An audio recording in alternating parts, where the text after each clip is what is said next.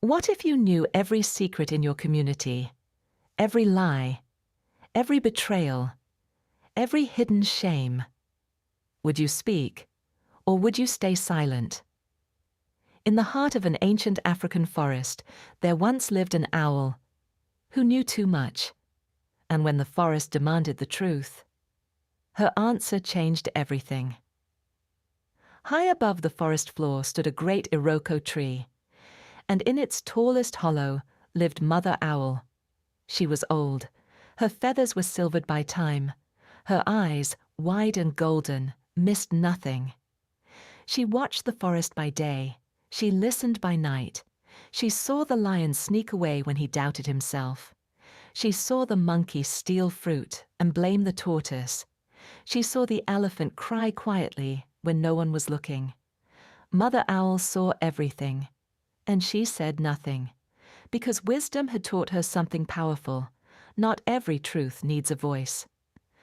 Then came the dry season. The river shrank. Food became scarce. Tempers grew short. One morning, the antelope accused the buffalo. "You muddied the last clean water." The buffalo roared back. "You drank more than your share." The monkey blamed the parrot.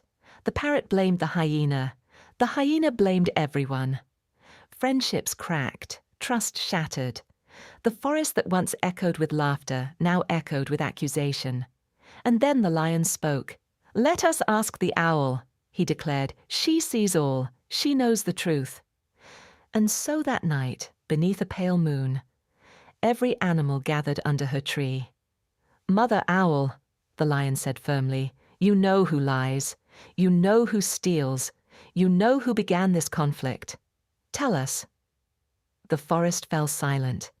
Even the wind held its breath. Mother Owl looked down at them. She saw fear behind their anger, shame behind their pride, hurt behind their accusations. Yes, she knew the truth. She knew who muddied the river. She knew who stole the fruit. She knew who whispered lies.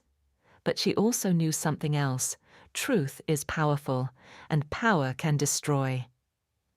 All through the night, Mother Owl wrestled with her thoughts. "If I speak," she whispered to herself, "I will give them answers." But answers can wound. She had seen friendships end over exposed secrets. She had seen families divide over careless honesty. Truth can heal, but truth without mercy can burn like fire. Was it her duty to expose the guilty? Or was it her duty to protect the forest from deeper scars? Dawn began to rise.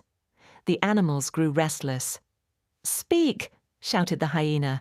"We deserve the truth." Mother Owl spread her wings slowly. Her voice was calm. "Yes," she said, "I know who muddied the river." Gasps. "Yes, I know who stole the fruit." Murmurs. "Yes, I know who began the lies." The entire forest leaned forward, and then she said something no one expected. "You are all guilty."